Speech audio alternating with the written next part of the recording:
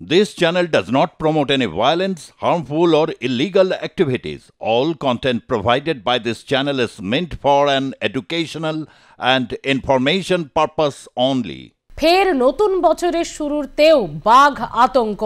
ফের বাঘ আতঙ্ক জঙ্গলমহল লাগোয়া এলাকায়। ইতিমধ্যে বাঘের পায়ের ছাপও দেখতে পাওয়া গিয়েছে এবং যাতেই প্রথমে বেশ খানিকটা আতঙ্ক ছড়ায়। ফের জঙ্গলমহলে বাঘ আতঙ্ক। বেলপাহাড়ির বাঘডোবা গ্রাম লাগোয়া সীমান্তবর্তী ঝাড়খণ্ড লাগোয়া অঞ্চলে মিলল বাঘের পায়ের ছাপ, নিশ্চিত করল বন দফতর। এই সময় জিনাত ধরা পড়লেও তার প্রেমিকও এখনো বাঘে আসেনি। অর্থাৎ দেখা গেল যে দুজনের আগেই হদিশ পাওয়া গিয়েছিল, জিনাতকে পাওয়া গেলেও তার প্রেমিকের ছাপ কিন্তু পাওয়া গেলেও তাকে পাওয়া যায়নি। এবার দেখা যাচ্ছে জিনাতের প্রেমিকের হদিশ। এ বিষয়ে আরো বিস্তারিতভাবে জানাবে আমাদের সঙ্গে রয়েছে আমাদের প্রতিনিধি চন্দন রাউত।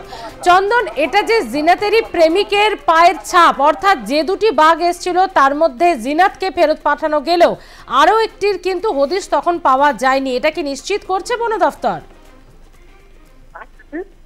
বন দপ্তর সরাসরি সংবাদ মাধ্যমের কাছে জিনাতের প্রেমিক বলে দাবি না করলেও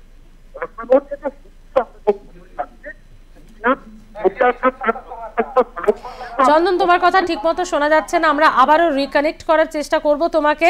যে বাঘের পায়ের ছাপ দেখা যাচ্ছে তাতে এটা অনুমান করা হচ্ছে জিনাতের সঙ্গে জুটি বেঁধে যেটি এসেছিল সেই বাঘ, অর্থাৎ বাঘিনীকে ফেরত পাঠানো গেলেও বাঘ কি ফেরত গিয়েছিল নাকি সে আবারও ফিরে আসে, পুরো বিষয়টি নিয়েই কিন্তু এখনো সন্দিহান বন দফতর। তবে তৎপরতা তুঙ্গে, সমস্ত রকম জাল দিয়ে আটকানো থেকে বনকর্মীদের যে নজরদারি, মাইকে প্রচার, প্রয়োজন ছাড়া ঘর থেকে বেরোতে নিষেধাজ্ঞা এবং সঙ্গে শিশুদের নজরদারিতে রাখা, এই সমস্ত কিছু বলা হলেও রুজি রোজগারের জন্য তো এই সমস্ত জঙ্গলমহল লাগোয়া এলাকার মানুষদেরকে জঙ্গলে যেতেই হয়।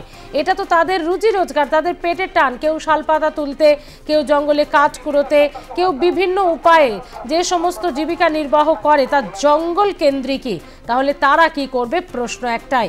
এখন পুলিশের তরফ থেকে, প্রশাসনের তরফ থেকে বিভিন্ন রকম মাইকিং প্রচার চলছে, কিন্তু তাতে কি আদিবাসীদের পেট চলবে? প্রশ্ন সেখানেই। তবে বাঘের খোঁজ যতদিন না পাওয়া যাচ্ছে, অর্থাৎ যতদিন না তাকে ফেরত পাঠানো যাচ্ছে বা খাঁচাবন্দি করা যাচ্ছে, ততদিন অত্যন্ত সতর্ক, সাবধান হয়েই থাকতে হবে প্রচার অভিযান পুলিশের, বন দফতরের। নতুন বছরের শুরুতে বাঘ আতঙ্ক ফের ফিরল জানুয়ারির শেষে। ডিসেম্বরের শেষে একেবারে ফেলে আসা বছরে আমরা জিনাত আতঙ্ক দেখেছিলাম। একেবারে কালঘাম ছুটিয়ে দিয়েছিল বনকর্মীদের, পুলিশ প্রশাসন থেকে জেলা প্রশাসনের। বাঁকুড়াতে শেষমেশ ধরা দিয়েছিল জিনাত। তবে এর আগেই ঝাড়গ্রাম থেকে পুরুলিয়া, তিনটি জেলার মানুষের, বন দপ্তরের এবং প্রশাসনের আধিকারিকদের কার্যত নাকে দড়ি দিয়ে ঘুরিয়েছিল জিনাত বলা যেতে পারে। ছাগল, শূকর, মোষ কোনো টোপেই গেলেনি জিনাত। অবশেষে ধরা পড়েছিল সে বাঁকুড়াতে। তিনটি জেলা ঘুরে যেন শীতবিলাসীর মতো যেন রোদ পোয়াতে বেরোতো সে। প্রত্যেক দিনই তার দেখা পাওয়া যেত, ক্যামেরাতেও ধরা দিত, কিন্তু না, খাঁচাবন্দি করা যেত না। একেবারে নাকে দড়ি দিয়ে ঘোরানোর মতো ঘুরিয়েছিল জিনাত। এবার কি তার প্রেমিক? হ্যাঁ চন্দন, শোনা যাচ্ছে? হ্যাঁ, বলো এবার। হ্যাঁ, সেটি তুমি যেমনটা বলছিলে যে বন দপ্তর সরাসরি সংবাদ মাধ্যমের কাছে এটা জিনাতের প্রেমিক বলে দাবি না করলেও আমরা যে অসমর্থিত সূত্রে যে খবর পেয়েছি যে জিনাত বেরিয়ে আসার অব্যবহিত পরেই যে বাঘটি বেরিয়ে এসছে সেটা জিনাতের প্রেমিক, এবং জিনাতের পরবর্তী ক্ষেত্রে তার অবস্থান একই সরল লেখায় এসেছে। যে পথ দিয়ে জিনাত ঢুকেছে ঝাড়খণ্ড হয়ে, বেলপাহাড়ি হয়ে, রায়কার জঙ্গল হয়ে, পুরুলিয়া হয়ে, যেভাবে তার গমন এবং প্রত্যাগমন হয়েছে ঠিক একই পথ ধরেই তার প্রেমিকেরও তার অবস্থান লক্ষ্য করা যাচ্ছে। এখানে একটা তথ্য দিয়ে রাখি, আজ সকালবেলা ডিএফও ঝাড়গ্রামের এবং এডিএফও ঝাড়গ্রাম তারা বগডোবা, চাকাডোবা, কাকড়াঝোড় এই সমস্ত যে সীমান্তবর্তী জঙ্গল লাগোয়া এলাকা সেখানে যেমন তারা সতর্ক বার্তা প্রচার করছেন, পাশাপাশি ট্র্যাপ ক্যামেরা লাগানো হয়েছে। পরবর্তী সূত্রে খবর পাওয়া যাচ্ছে যে সুন্দরবন থেকে ব্যাঘ্র বিশেষজ্ঞ যারা রয়েছেন তাদের একটা টিমও ঝাড়গ্রামে নিয়ে আসার চিন্তা ভাবনা চলছে। পাশাপাশি খাঁচার বন্দোবস্ত করা হবে এমনটাও জানা যাচ্ছে।